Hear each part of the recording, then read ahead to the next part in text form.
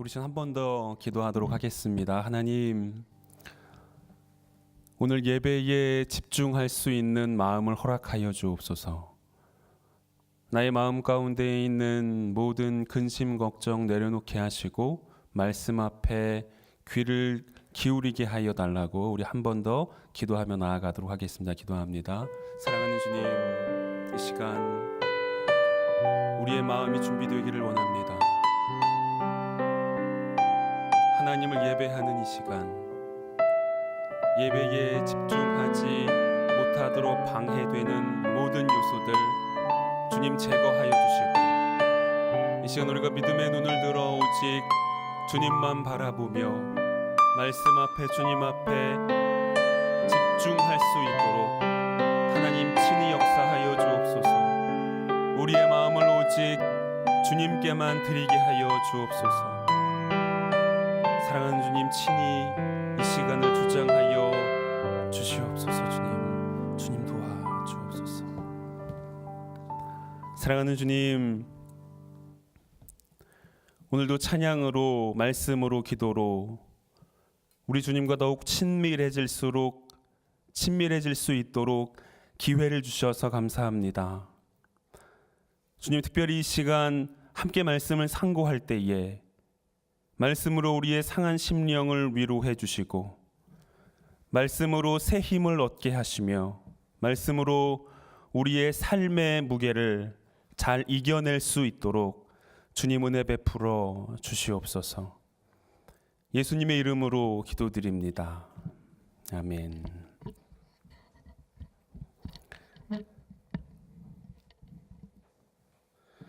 오늘 하나님께서 주시는 말씀은 시편 62편 1절에서 12절입니다. 시편 62편 1절에서 12절입니다. 구약 성경 845쪽입니다.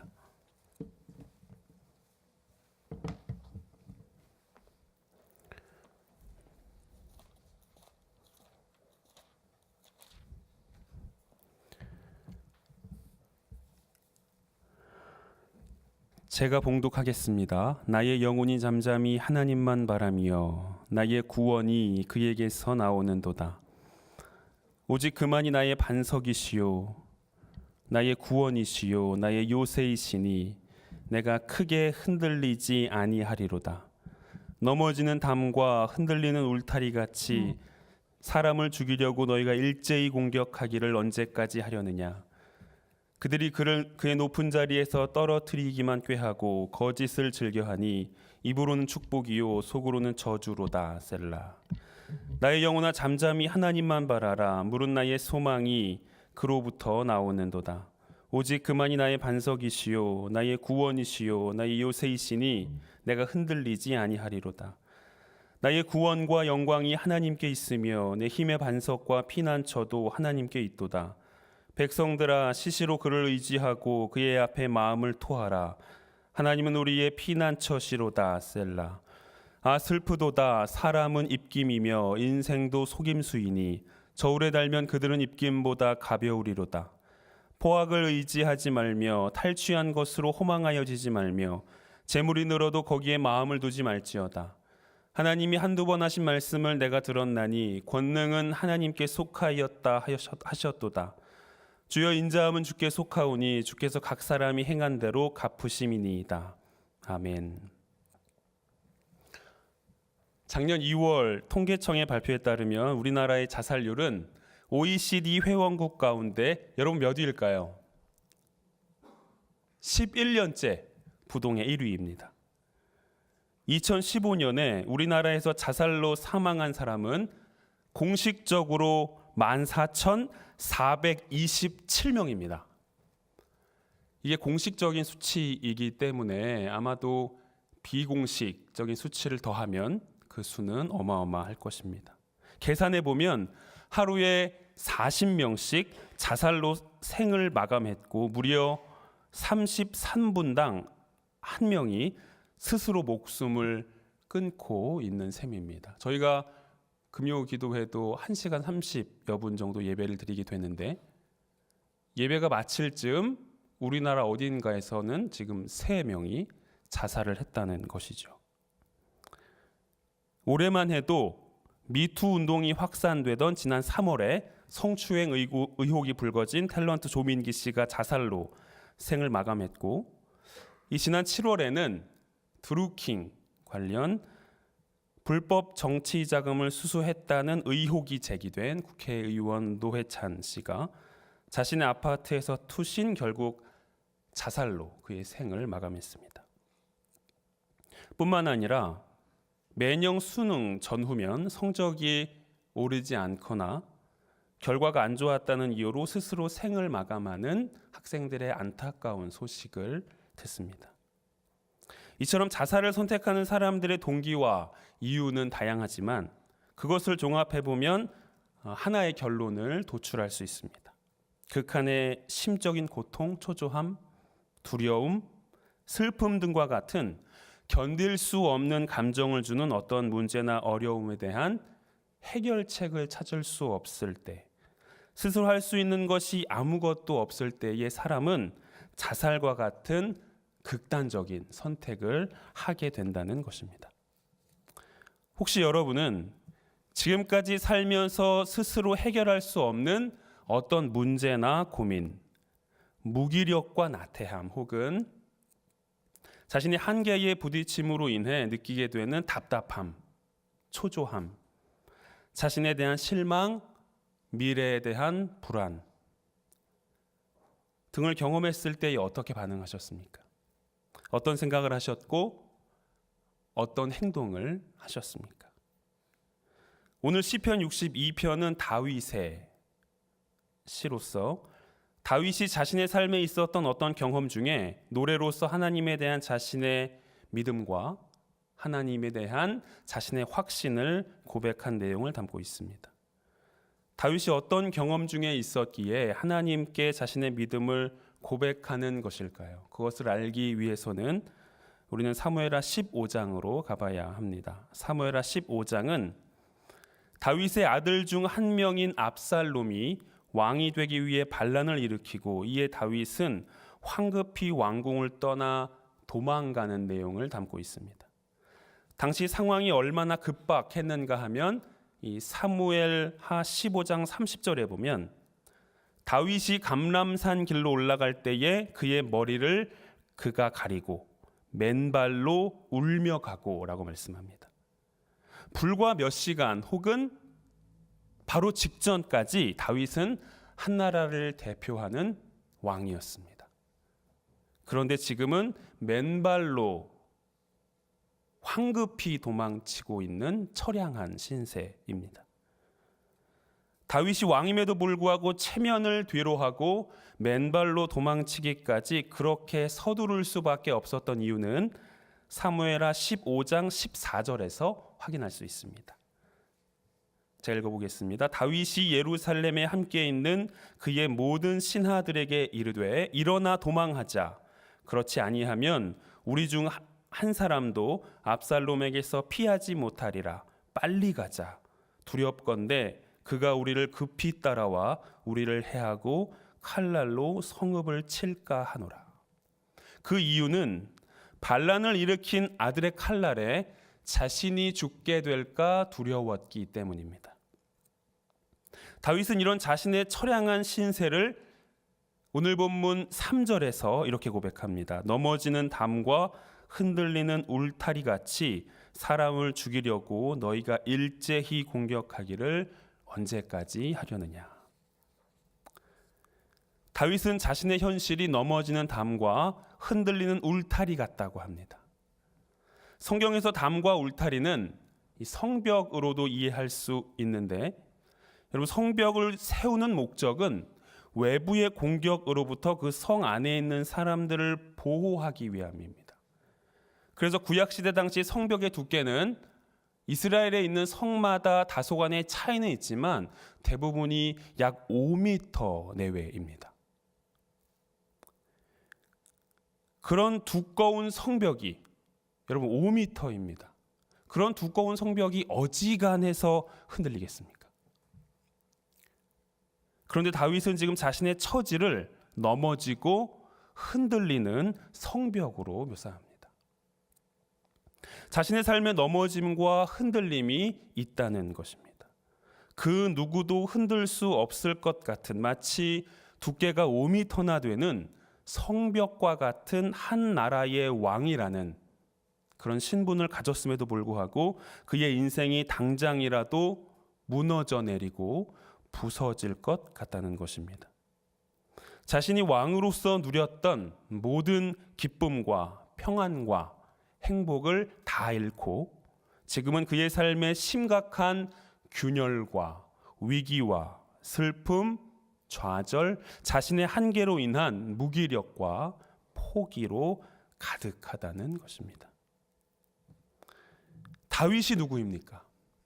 사도행전 13장 22절에 보면 다윗은 하나님으로부터 내 마음에 맞는 사람이라 내 뜻을 다 이루리라는 최고의 칭찬을 들은 사람입니다.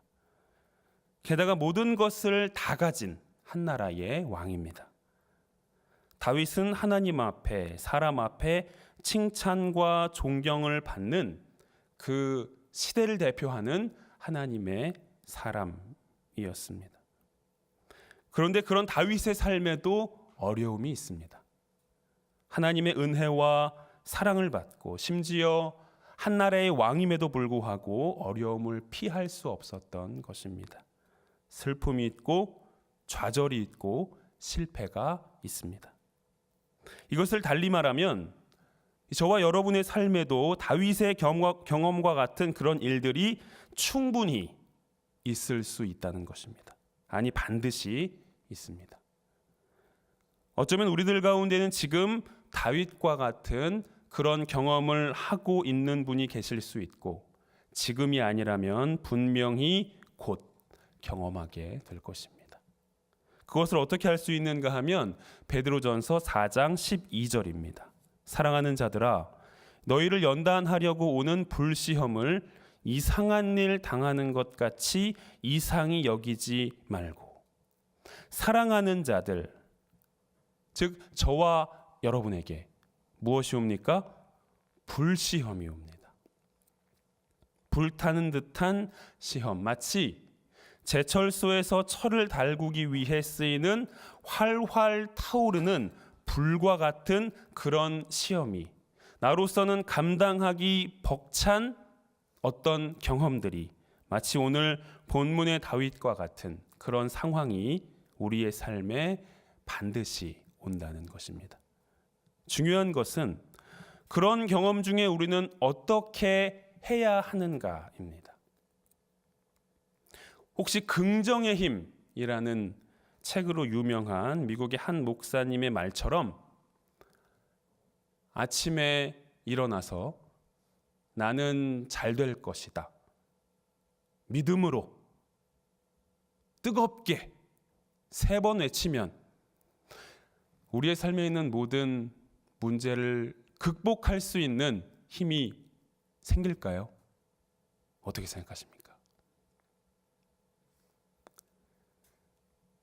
그런 긍정적인 생각이 우리가 경험하는 모든 문제와 어려움으로부터 우리를 구원할 수 있겠습니까? 우리가 삶에서 경험하게 되는 불시험을 넉넉히 이겨내지 못하는 이유는 우리에게 그런 긍정적인 생각이 없어서일까요?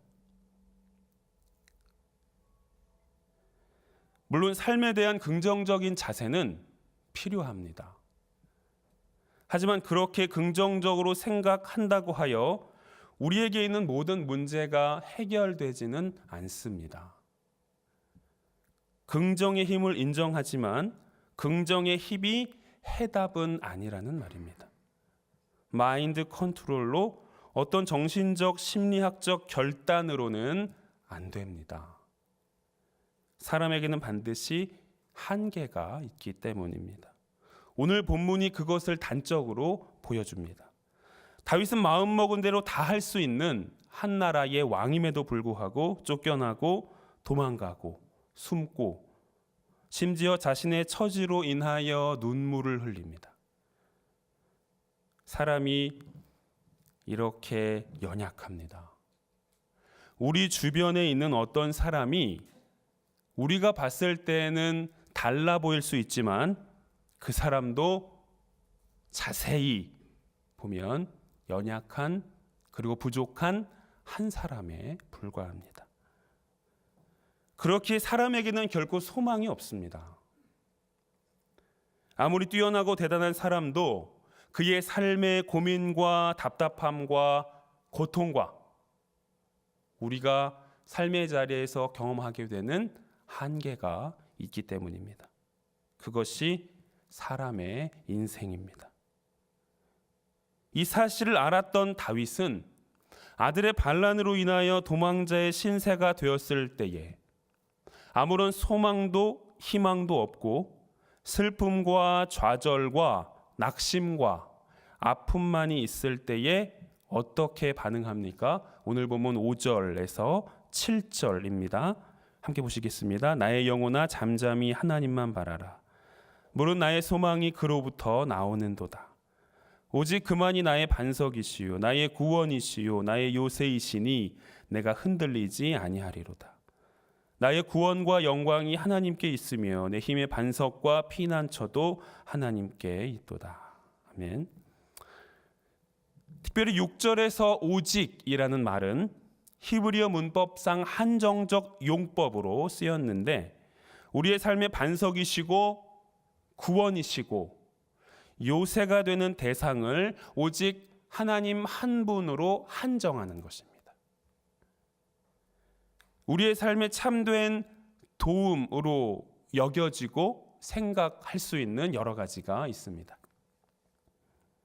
그것이 누구에게는 물질일 수 있고 학력일 수 있고 지혜나 지식일 수 있고 인맥일 수 있고 직업일 수도 있습니다. 그것이 우리의 삶의 기쁨과 만족을 주고 삶의 풍요함을 더하며 도움을 주는 것 맞습니다. 하지만 오늘 62편의 시인은 즉 다윗은 우리의 삶에 도움이 되는 다양한 것들의 그 범주 안에 하나님을 넣지 않았습니다. 그것과 동일선상에 하나님을 두지 않고 그것들 위에 우리의 인생 가운데 참된 도움은 진짜 도움은 아니 유일한 도움은 한정적 용법을 사용하여 오직 하나님이다. 그분만이 우리 인생의 참된 도움이라고 지금 말하고 있는 것입니다. 우리는 이런 믿음을 가져야 합니다. 우리 눈에 보이는 것을 전부로 여기지 않고 나의 생각과 이해가 옳다는 틀에 갇히지 않고 나의 현재의 모습으로 미래를 속단하지 않고 지금은 아닐 수 있고 다를 수 있지만 오직 하나님이 나의 인생의 유일한 도움이고 하나님만이 나의 인생의 참된 구원이요 요새요 피난처이시라는 믿음. 이 믿음 때문에 우리는 오늘도 그리고 앞으로도 하나님을 바라봐야 하는 것입니다. 그래서 다윗은 5절에서 자신이 지금 좌절과 절망과 한계와 슬픔 가운데 있지만 그래도 잠잠히 하나님만을 바라보겠다고 고백합니다. 다윗은 자신이 처한 그 어떠한 상황 속에서도 심지어 죽음의 공포와 위기 속에서도 하나님을 전적으로 신뢰했습니다. 그는 자신의 인생 경험 중에 위기와 절망과 좌절이 있었지만 마치 이 3절의 고백처럼 자신의 인생에 넘어짐과 흔들림이 있었지만 그는 하나님을 향한 전적인 신뢰를 바탕으로 그 위기와 절망의 자리에서 오직 하나님이 나의 참된 도움입니다. 하나님만이 나의 참된 소망입니다. 라고 고백하는 것입니다.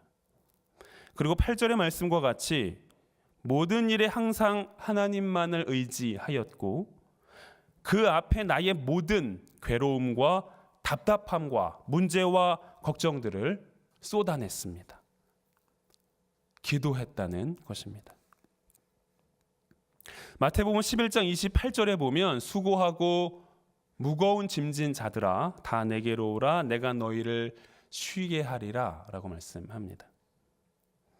여기서 쉬게 한다는 말이 영어로 rest인데 오늘 본문 시편 62편 5절에 보면 한글 성경에서는 잘 드러나지 않지만 이 NIV 영어 성경에서 죄송합니다. 영어를 정말 못하는데 한번 읽어보겠습니다. Find rest of my soul in God alone 이라고 합니다. 나의 영혼아 오직 하나님 안에서 쉼을 찾아라. 나의 영혼아 오직 하나님 안에서 나와 우리 가정의 모든 문제에 해답을 찾아라.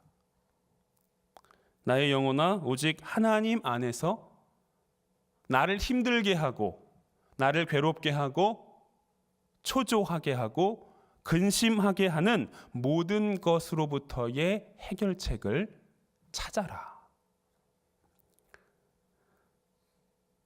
근심, 걱정, 두려움으로 하루하루 고민 가운데 있는 나의 영혼아 오직 하나님 안에서 진정한 소망과 영혼의 안식을 찾아라.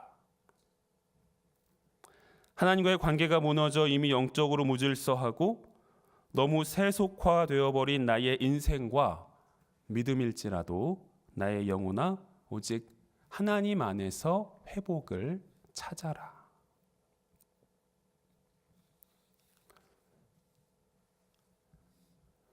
무엇이 우리에게 있어야 할 참된 평안과 소망을 빼앗아 갑니까? 무엇이 우리에게 괴로움을 주고 답답함을 주고 고민과 걱정과 초조함을 갖게 합니까? 무엇이 우리를 힘들게 합니까? 이 시간 그 모든 것을 가지고 다 내게로 오라는 그 하나님의 말씀에 따라 하나님만이 나의 인생의 반석이시요 도움이시요 구원이시요 피난처시라는 이 하나님의 말씀에 따라 이제는 하나님 앞으로 나아가는 우리가 되어야 할 것입니다. 이 시간 우리의 유일한 소망 되시는 하나님을 붙잡고 하나님 은혜를 주옵소서. 하나님 긍휼히 여겨 주옵소서. 하나님 나를 향하여 손 내밀어 주옵소서. 주님만이 나의 참된 도움이십니다. 주님만이 나의 삶의 변화와 역전을 허락하실 수 있습니다.